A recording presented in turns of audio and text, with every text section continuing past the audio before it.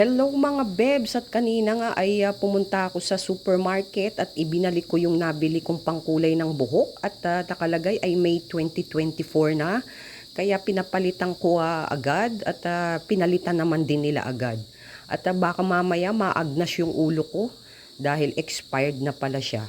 So ayan mga bebs, at titimplahin na natin yung instruction ay sundin nyo lang at napakadali lang mag-do it yourself for hair coloring.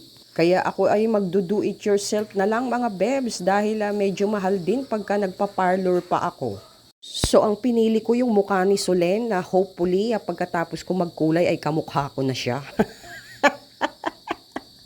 Dusty blonde ang napili kong kulay mga bebs. Dahil nakita ng mga anak ko na medyo visible na ang mga white hair ko sa buhok. Pakadali lang mag-do it yourself mga bebs. Basta sundin nyo lang yung instructions ay hindi ka maliligaw. So umpisahan na natin mga bebs. Let's do it!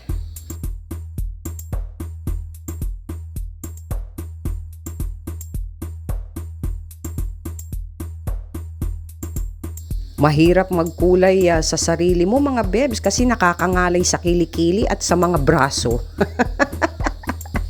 O sadyang matanda na ako talaga.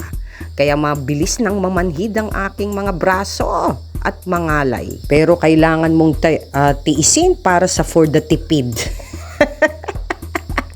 Pero kailangan na mag-allergy test muna kayo mga bebs. Baka mamaya sugat-sugat ang anit ninyo. Kaya mag-allergy test muna kayo kung kayo ay nangangati dyan sa formula na yan.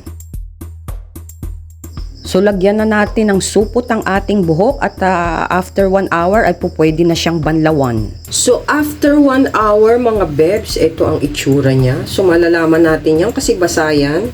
So hindi natin alam kung tuyo. Kung ano ang magiging resulta ng kulay niya. So, babanlawan muna natin mga bebs. Diyan muna kayo.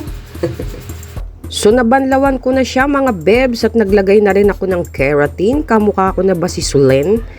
Mukhang si Solen ng kamukha mo bebs, yung ginagamit pang luto. Gasol. So, yun lang mga bebs.